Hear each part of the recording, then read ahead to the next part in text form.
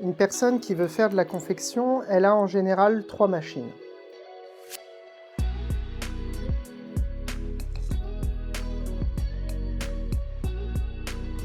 Bonjour, bonjour, voici Bonjour. Lisa Poukine et guest star super spécial VIP Thibaut de Fil Mécanique, dont je parle quand même assez régulièrement dans mes vidéos, surtout quand je parle de machine, le technicien, la personne qui me conseille, qui m'accompagne, la personne à qui j'ai acheté mes machines.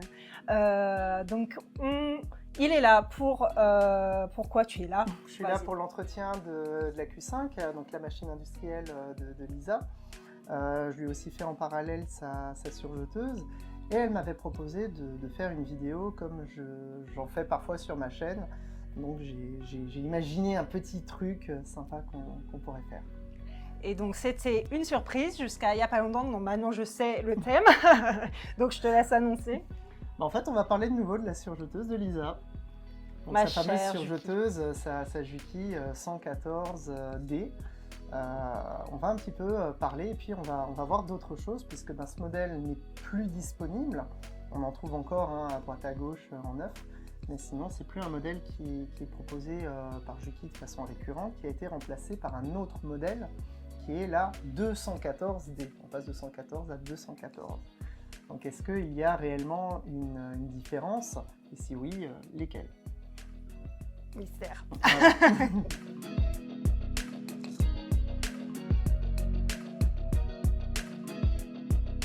Donc du coup, Lisa, c'est une machine que toi, tu as l'habitude d'utiliser, que tu commences à bien connaître. Qu'est-ce que tu peux nous dire un petit peu de ton utilisation, de ce que tu aimes et ce que tu n'aimes pas, pour avoir déjà un premier point sur lequel on va pouvoir comparer la 214. Alors, cette machine, je l'utilise surtout pour coudre du jersey, donc des matières extensibles pour faire en gros des t-shirts, des leggings, pour faire simple. Qu'est-ce que j'aime? Je la trouve très performante, je la trouve assez facile à enfiler. C'est ça qui me l'a fait choisir, parce que j'avais vu une autre, c'était la Elna, je sais plus quoi. Et tu m'avais dit, c'était à peu près... 664. Voilà, c'était à peu près le même budget. Et tu m'avais dit, je crois, la différence, celle-ci, elle s'enfile plus facilement. Oui, c'est un peu ça. Enfin, moi, je trouve qu'elle est un petit peu plus facile à enfiler. Et après, donc niveau performance, oui, elle va être un petit peu plus costaud. Elle peut passer un petit peu plus d'épaisseur, plus de matière. J'ai jamais eu de soucis, ouais, effectivement, sur les épaisseurs. Je n'ai pas fait des trucs de dingue, mais effectivement, c'est quand même pas mal. J'utilise pour les surjets et tout ça. Et ce que j'aime pas, qu'est-ce que je peux dire? Ce boucleur-là se désenfile de temps en temps au niveau du petit Ouais, truc, ça peut là. dépendre de l'utilisation, des fils, la matière, de beaucoup de choses. J'ai remarqué, ouais, aussi qu'au début, je mettais du fil mousse ici et du fil normal ici. Et dernièrement, je le fais plus parce que s'il n'y a pas les mêmes qualités de fil, ça m'embrouille un petit peu. Est-ce que tu as déjà vu l'intérieur? Non. Est-ce que tu veux voir l'intérieur? Je suis là pour ça. Bon, alors ce qui est bien, c'est qu'il y a juste besoin de ces deux-là. Pas trop stressé? Moi, ça va, je regarde. Allez. Hop.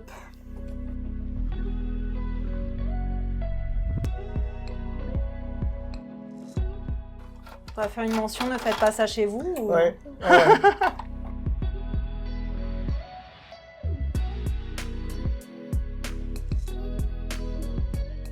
Donc c'est ça. Ouais, ça ressemble à ça, l'intérieur d'une surjeteuse. Tu peux prendre un peu n'importe quel modèle, tu auras un petit peu les mêmes, vraiment les mêmes caractéristiques. C'est-à-dire que tu vas avoir le moteur qui est un petit peu derrière. Là, ça c'est le volant. Donc tu vas avoir une poulie sur le moteur qui va être plus ou moins grosse. Tu vas donc avoir ton volant, généralement il est assez commun. Là, tu vas avoir deux bielles et en fait, quand tu tournes, c'est ces bielles-là qui vont induire le mouvement à un boucleur supérieur. Et il y a une autre bielle qu'on ne voit pas, qui est un petit peu plus par là, qui va faire le boucleur inférieur. Enfin, tu as une dernière bielle qui va remonter là-dessus, qui va faire le mouvement du tenseur et de l'aiguille. Une surjeteuse, c'est principalement ça. Et donc, bien sûr, les blocs tension qui ici sont gérés par des petites courroies. Ah, ça casse des fois ça? Ça peut casser dans le temps parce que forcément les courroies vont prendre un petit peu de l'âge, vont devenir un petit peu plus friables et ça peut casser. Après, c'est des choses qui se remplacent assez facilement. C'est vraiment du consommable. D'accord. D'autres systèmes, sinon, hein, qu'on retrouve un petit peu ici, sont avec des ressorts. Et d'ailleurs, nous, techniciens, quand on a des problèmes de tension qui sont très récurrents, on va venir jouer ici sur les petits trous dentés pour pouvoir augmenter manuellement la tension de chaque boucleur. Pourquoi il y a une petite frange là? Quand en fait ton fil va arriver, la première chose qu'il va faire, c'est qu'il va passer ici. Si maintenant je crée un nœud, voilà, là j'ai une sorte de nœud, quand mon fil va arriver dans ces petits interstices, tac, le nœud va se défaire. D'accord. Tout simplement.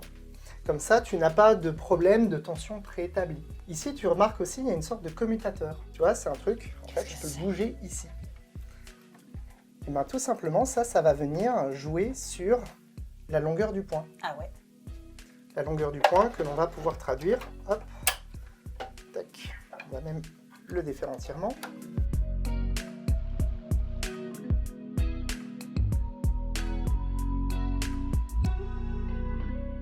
Ici, quand je vais donc jouer sur l'inclinaison là, et ça va en fait derrière, de ce côté-là, hop, venir avancer ou reculer la barre.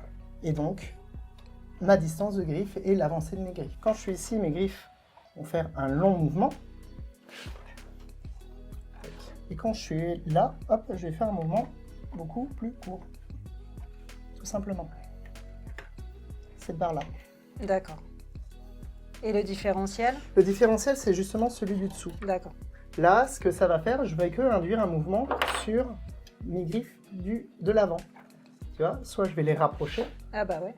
Pour que ça fasse un plus petit mouvement, donc je vais étirer mon tissu, soit je vais donner beaucoup plus de longueur, qui fait que ça va étirer mon tissu. Je sais pas si c'est parce que je suis débutante de longue date ou si tout le monde se pose cette question, mais je sais jamais dans quel sens c'est le différentiel pour le régler en fait. Donc à chaque fois j'essaye. Est-ce qu'il y a un moyen mémotechnique pour se souvenir Ouais, en fait quand tu vas augmenter ton différentiel, tu vas augmenter la contraction de ton tissu. C'est-à-dire que ton tissu, voilà, si tu as vraiment des mailles qui sont élastiques, il faut essayer de les compresser. Donc là, tu vas augmenter ton différentiel. A l'inverse, si tu veux étirer, tu vas baisser ton différentiel.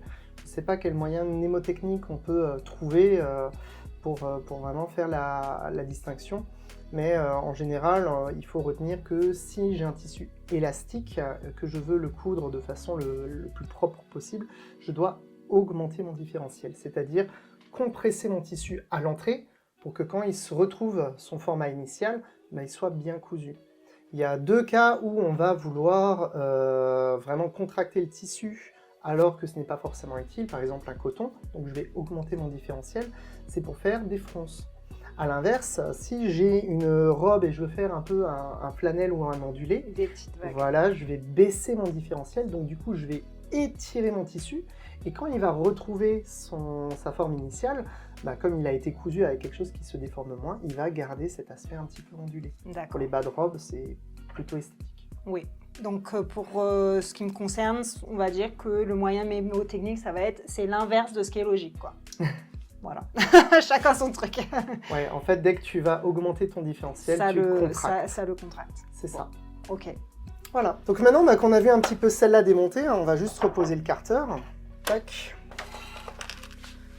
Donc pour l'instant, on va la laisser comme ça, avec le pied et la plaque à aiguille. Et puis on va passer à la nouvelle version.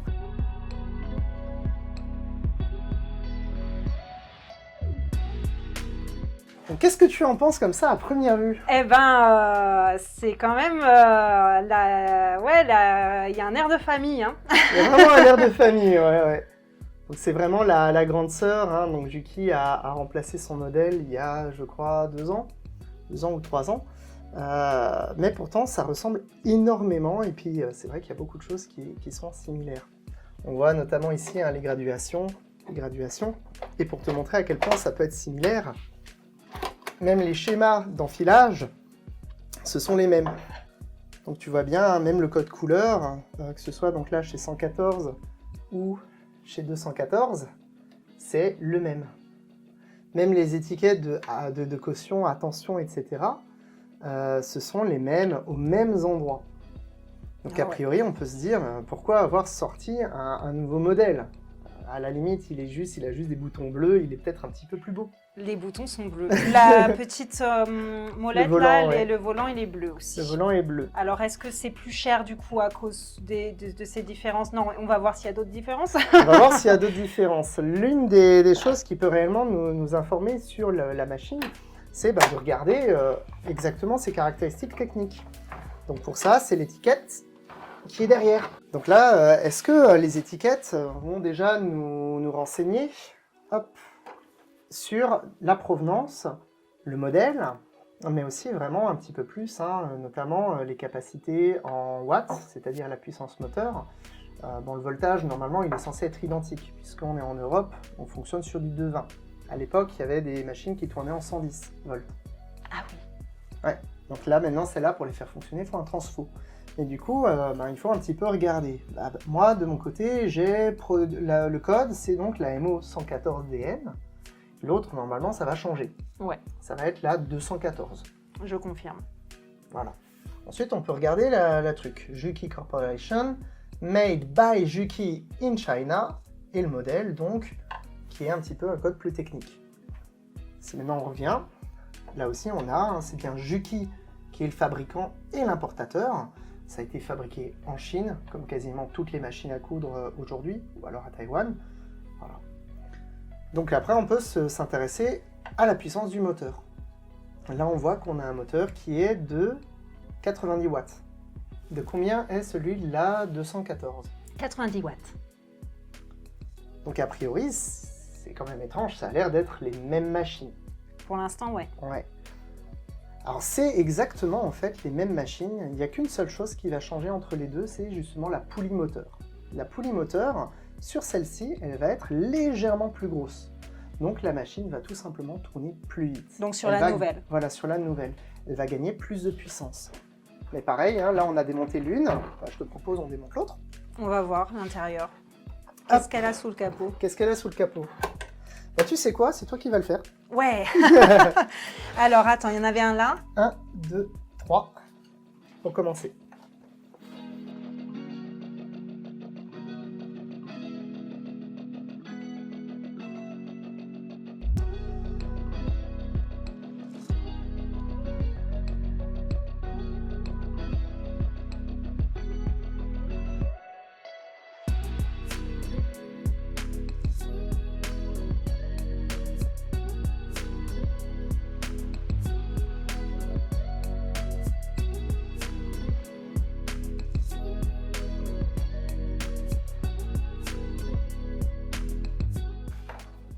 Kirei, c'est son petit nom, non?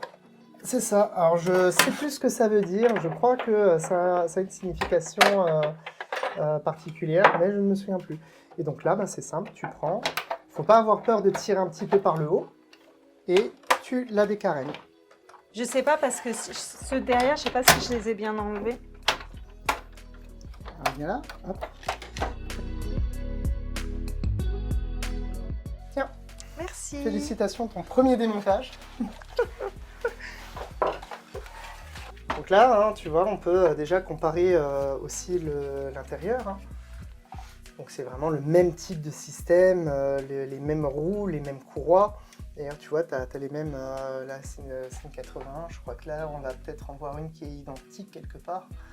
Alors, on va pas trop toucher non plus aux tensions pour pas les dérégler. Mais sinon, tu vois, même les inscriptions, là, ABS, c'est vraiment les mêmes. Celle-là est un peu plus propre, c'est normal. C'est mon modèle d'expo, il est neuf. Tout ce qui est, ouais, toutes les pièces sont identiques. C'est ça.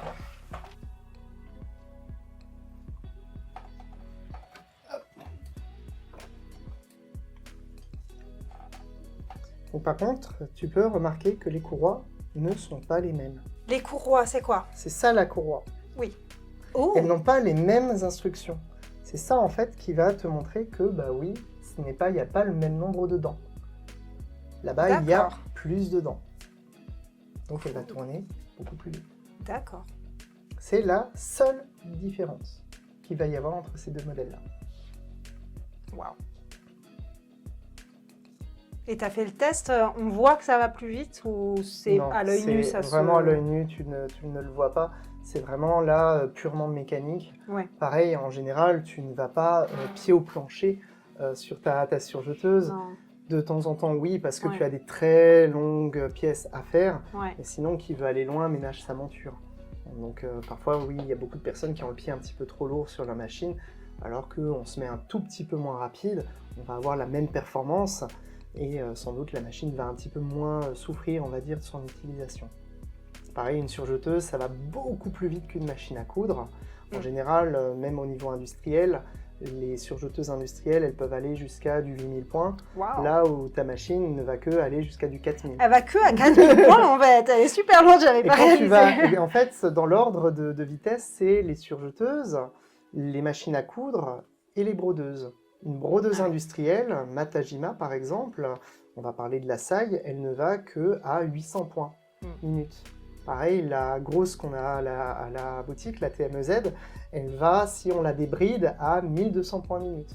On est très loin des 4000 points. Ah oui. La raison, elle est simple, sur une brodeuse, tu as le plateau qui bouge, bah, tu peux pas te permettre d'aller trop vite parce que ton plateau, il doit bouger à la même vitesse pour faire les points. Là, tu parles d'industriel, juste pour qu'on puisse comparer. Une machine à coudre familiale, elle fait combien de points? Ça dépend, si on prend une bonne Bernina, il y a certaines Bernina qui vont aller jusqu'à du 2000 points. Mais elles sont bridées la plupart du temps à 1500 points. D'accord, et ces surjeteuses-là, en gros... Ces surjeteuses-là, elles sont généralement données pour du 1600 points.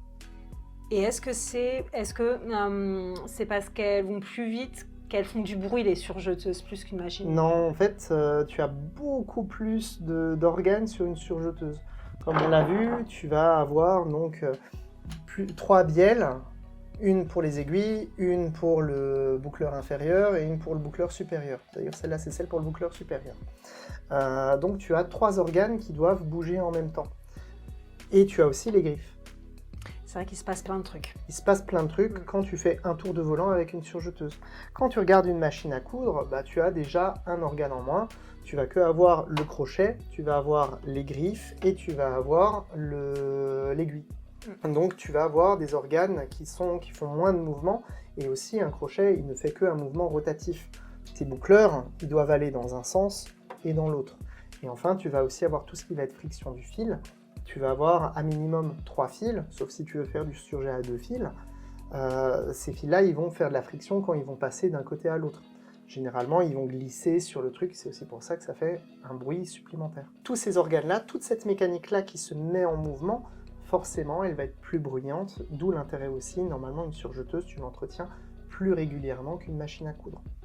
La machine à coudre, tu as principalement à nettoyer le crochet, la roue qui est à l'arrière du crochet. Pour une surjeteuse, ben oui, il faut enlever ça. On va venir lubrifier en tant que technicien, là, etc., chaque organe. D'ailleurs, je ne sais pas si on va le voir là-dessus. Hop, si, on peut le voir sur celle-là. Ici, il y a des trous. Au fond de ces trous, il y a des feutrines qui permettent en fait de lubrifier l'intérieur de ces choses-là. Quand ces feutrines, elles sont trop sèches, ben, tout de suite, ça va faire vraiment un bruit très métallique. D'accord. Et l'entretien d'une surjeteuse chez un mécanicien, c'est tous les combien là? Moi, je le préconise généralement tous les 2 ans, si vraiment la surjeteuse ne tourne pas beaucoup, tous les 4 ans. Aller à 5 ans, ça commence vraiment à faire beaucoup. D'accord. Ça dépend, comme d'habitude, Voilà. Ça dépend de l'usage. C'est ça, c'est de l'utilisation. Une personne qui est un utilitaire, une personne qui va utiliser sa voiture tous les jours pour charger, etc., ben, les utilitaires, le contrôle technique, c'est tous les ans. Ouais. Pour une machine plutôt familiale, une voiture familiale, ça va être un petit peu plus longtemps. Je ne sais plus si c'est 2 ans ou 3 ans.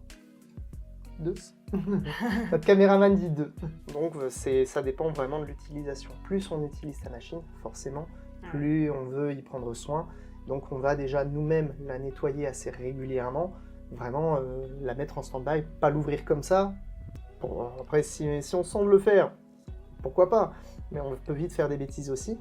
Mais au moins, voilà, lubrifier la barre à aiguille, les roues des boucleurs, ça c'est vraiment le strict minimum. Et surtout, ne pas hésiter à passer l'aspirateur ou de la soufflette.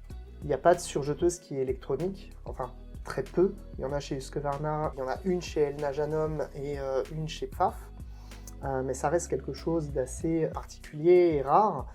Là, pareil, les personnes, une fois tous les trimestres, s'ils utilisent beaucoup leur surjeteuse, il ne faut pas hésiter à venir enlever les 4 vis du dessous. Alors faire attention à quelles vis on dévisse, juste pour au moins enlever toutes les bourres qu'il peut y avoir dedans. Là, juste en enlevant ces 4 vis, on va vite le faire. J'ai jamais fait ça, c'est pas grave. Non, c'est pas grave, encore une fois, c'est tout est dans l'utilisation. Moi, systématiquement, je le fais. Là aussi, elle a 1 an, elle n'était pas très sale. Oui, là, elle vient de révision, donc normalement, ça va être... Normalement, c'est nickel. Sinon, c'est que je suis pas très bon. Auto-évaluation. Auto-évaluation, ouais. Alors déjà, il y a un poil de chien. Là. Bizarre. Bizarre, hein. Hop. Donc un truc que les personnes peuvent faire sans mettre, on va dire, en péril. L'ouvrir comme ça, c'est plus moi qui vais le faire. Mais juste ouvrir, voilà, ces 4 vis-là. Alors ça, on a le droit de faire. On l'éteint, on la débranche. On l'éteint, on la débranche, oui. Ça paraît évident, mais je précise. Donc là, voilà, hop. Donc tu vois, sur certaines, il y a le capot qui est ici, qui vient avec. Là, c'est pas le cas. Et donc là, en plus, je vais voir d'autres organes de la machine. Et donc c'est vraiment là-dessus et dans le fond du capot, où il peut y avoir, tu vois, là, ces petits trucs-là qui peuvent être un petit peu du reste de bourre. Et ouais, c'est tout le temps sale, une surjeteuse. Tout le temps. Donc, il faut la nettoyer beaucoup plus régulièrement. C'est sûr. Après, si tu regardes, là, c'est bien, on a vraiment, comme c'est un peu la même, on voit déjà d'autres organes. Là, tu vois que ça, c'est pour le boucleur supérieur. Celui-là, c'est celui pour le boucleur inférieur. Et derrière, donc, tu vois aussi... Là, derrière, tu as la même pièce que ici, mais pour le boucleur inférieur. Toi, c'est tous les jours que tu vois des machines comme ça. Voilà, et là, tu vois bien donc, que tu as ce rouage-là. Alors pareil, il y a des personnes qui me disent « Ouais, mais il y a du plastique, il y a du plastique. » Oui, heureusement que c'est en plastique. Si c'était en métal, tu devrais le lubrifier quasiment tous les jours, d'une part, et d'autre part, un roulement en métal, à partir du moment où il bloque, il va te vraiment casser la mécanique. Donc un plastique, tu changes la pièce plastique et c'est reparti pour des années. Ouais. C'est plus un office de disjoncteur. Donc pareil, tu vas retrouver ici, tac, là, ton différentiel. Tac, et donc là, le commutateur de la longueur de pointe. Bon, ici, je te disais qu'il y a aussi d'autres machines qui ressemblent comme 2 gouttes d'eau aux 2 machines qu'on a vues. Non, des triplettes, des sœurs triplettes. Alors là, on va plutôt parler d'une cousine un peu éloignée.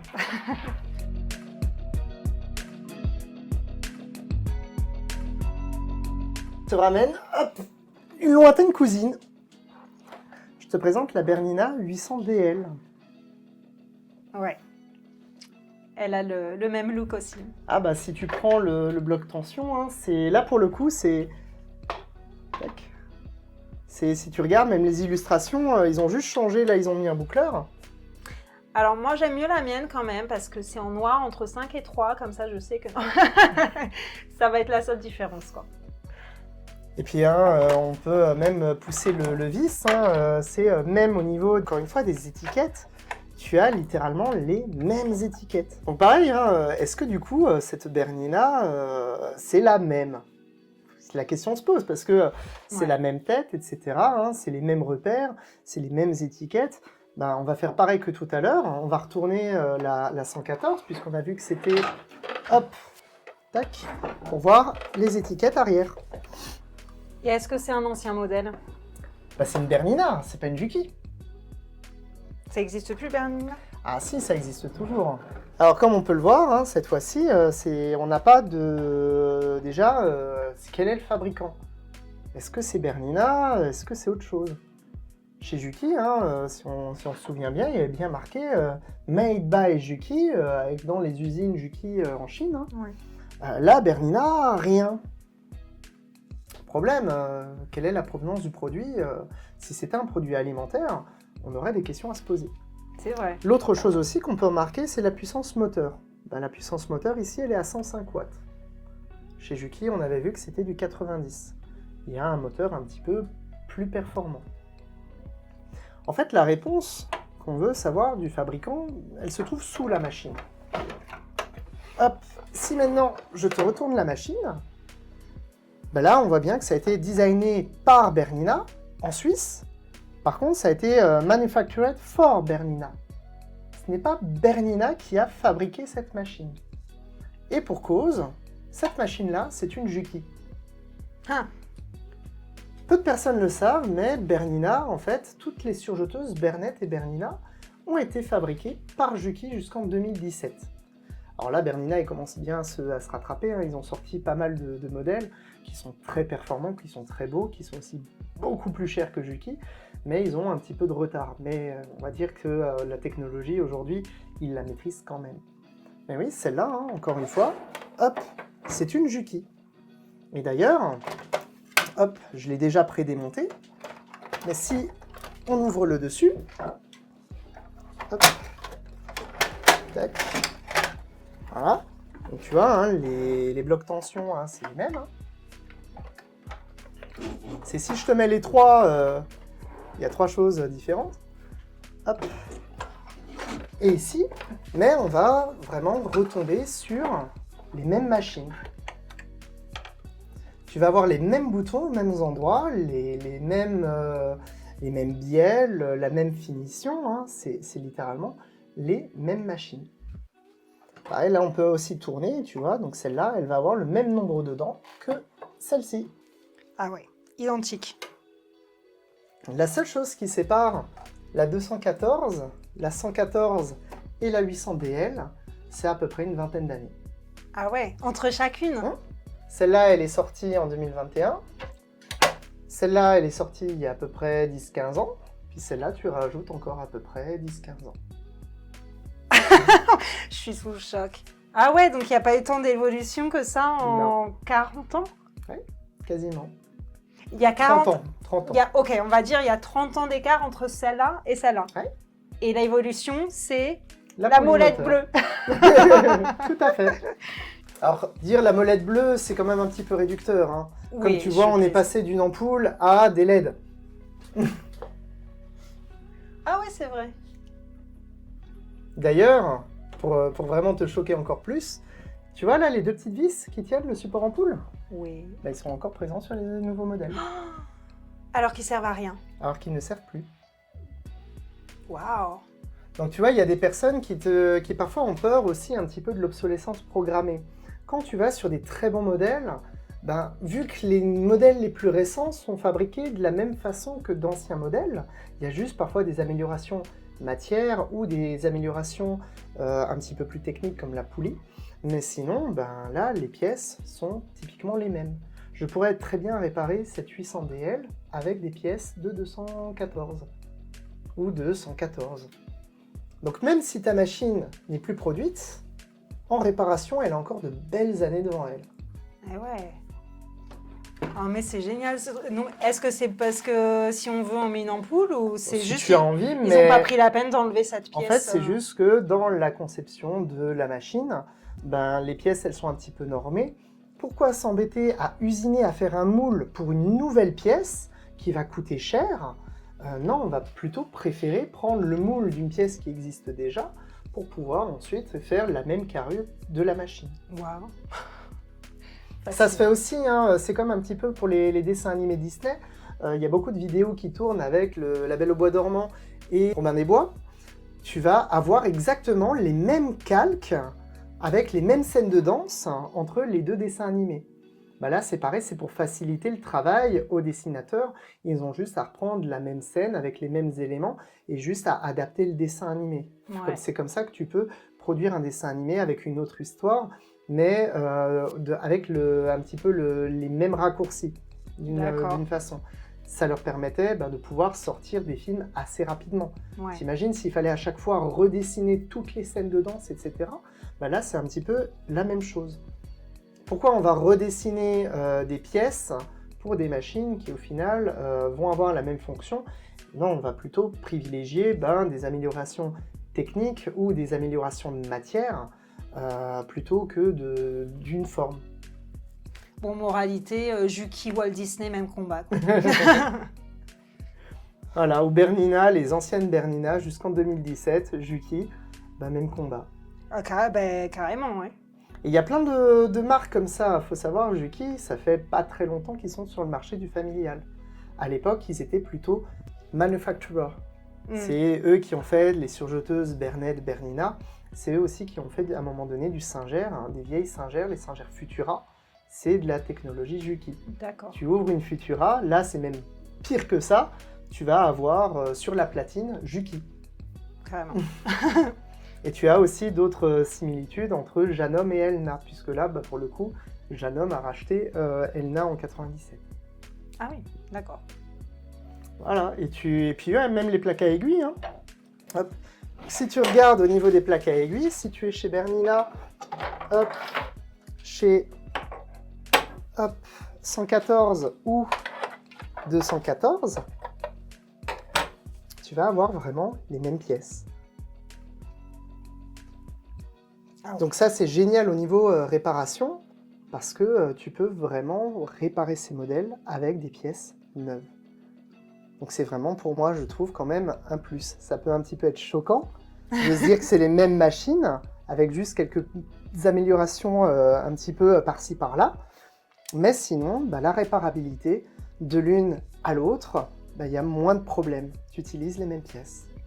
Alors, la différence de cette molette bleue là, qui est aussi la... Quoi Alors la molette bleue, c'est la même ici et là. C'est juste la poulie qui est derrière, qui est sur le moteur. Est-ce que ça vaut la différence? Parce qu'il y a quand même une différence de prix entre la nouvelle et l'ancienne. Est-ce que ça Alors l'évolution de prix, il y a différentes choses. Il faut savoir que quand ils ont changé la 114 par la 214, elles étaient au même prix.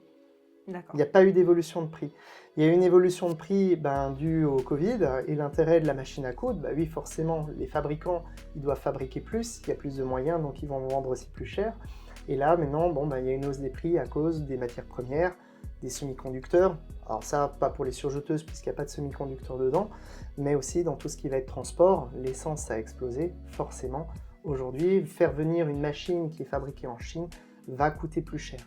Mais ça reste toujours plus rentable de la rentabiliser en Chine, malgré le déplacement, pour la simple et bonne raison que un ouvrier chinois, ça coûte quand même moins cher en termes de main-d'œuvre qu'un ouvrier français. Donc c'est pour ça, pour le moment, les machines refaites sur le territoire français, c'est pas pour tout de suite. Oui, ça n'existe pas d'ailleurs. Tu disais qu'elles sont soit fabriquées en Chine, soit à Taïwan. Ouais, mais même les Bernina, même les gros modèles Bernina, ça c'est... je l'avais tourné sur une vidéo que je n'ai pas encore sortie à l'heure où on tourne cette vidéo. Bernina ne se cache pas, hein. Tu vas sur le site officiel de Bernina, ils te montrent les usines en Thaïlande pour leurs modèles. Et il y avait des personnes qui disaient « Oui, mais les très grands modèles, ils sont encore faits en Suisse ». Et non, c'était vrai il y a encore 20 ans, il y avait certains modèles où c'était encore de l'exploration. On préférait avoir les ingénieurs suisses sur place. Maintenant qu'ils sont rodés, tout est fait dans les usines Bernina à Taïwan. Il faut savoir que, encore une fois, c'est des usines Bernina, ce n'est pas des usines de sous-traitance. Il y a certaines machines, les Lidl, elles sont faites par des sous-traitants. Il y a marqué E-Element by Pfaff, mais ce n'est pas les usines Pfaff. D'accord. C'est vraiment d'autres styles de fabrication, avec pas les mêmes contraintes, pas les mêmes vérifications, les mêmes process. Bon, pour sortir une machine à 100 €, de toute façon, il faut prendre... Tout à fait. Voilà. Tout à fait. Mais voilà, donc oui, Bernina et en Thaïlande. Juki, ils ont des usines en Chine et en Thaïlande aussi. Et par contre, c'est des usines qui restent éthiques. Si tu vas vraiment sur le site de Juki, il y a vraiment plein de normes d'antidiscrimination, de respect, etc. Il faut savoir que c'est quand même une boîte japonaise. Ils ne vont pas venir là-bas en disant non, nous on veut que des ouvriers japonais et qui travaillent à la japonaise. Non, ils s'adaptent aussi aux contraintes du pays, aussi bien politiques qu'éthiques. Waouh. T'es vachement renseigné, non seulement niveau mécanique, mais aussi côté parce fabrication. qu'en fait, le pourquoi je me documente aussi, parce que parfois on me pose la question. Et moi-même, j'aime pas rester sans réponse. Il faut que je comprenne qu'est-ce qu'il y a derrière. Et c'est pour ça que démonter déjà, essayer de comprendre, c'est aussi le rôle un peu du réparateur. Tu viens avec un problème, t'as pas de solution magique. Il faut d'abord comprendre pourquoi il y a ce problème-là pour pouvoir le réparer. Et tout ça, après, on pose la question, oui, mais j'ai vu Made in China, souvent on dit acheter chinois, acheter 2 fois. Ah oui. Oui, mais c'est pas parce que c'est produit en Chine que ce n'est pas un produit de qualité. Pareil, aujourd'hui, hein, même les moteurs les plus performants, c'est fait avec des aimants. Les plus gros fabricants d'aimants, ils sont chinois. Donc même dans nos téléphones ou dans d'autres trucs, il y a beaucoup de technologies chinoises et pourtant ça fonctionne plutôt bien. Voilà. Vaste sujet. Bon, bah maintenant il faut remonter. Donc C'est je te laisse parti. avec ça et puis bah, moi je Allez. vais boire un café. C'est parti. Alors Lisa, pas trop traumatisée d'avoir vu l'intérieur? Non, du tout. Non, je suis contente de l'avoir retrouvé. Puis bah, j'ai choisi. Bon, tu démontes pas toute seule quand même. Hein. Non, ça va aller. Non. Merci beaucoup pour Bah, de toutes rien, ces merci explications. à toi de l'accueil. Et ben, on peut retrouver Thibaut sur Facebook, sur Principalement, ouais. TikTok, sur YouTube, sur quoi d'autre? Insta, mais Insta, il n'y a que de la broderie dessus, c'est pas très intéressant. Bah, c'est très intéressant la broderie. Donc sur Fil Mécanique, je vous mettrai bien sûr tous les liens en description. Et bah, on va se dire, je pense, à très bientôt parce que moi j'ai beaucoup apprécié. Et puis apprécié. la prochaine fois, bah, ce sera chez moi, dans mon atelier cette Avec fois-ci. Et plaisir. puis on fera plus de la couture que de la mécanique. Ok, marche. avec plaisir. À bientôt. Au revoir. Au revoir.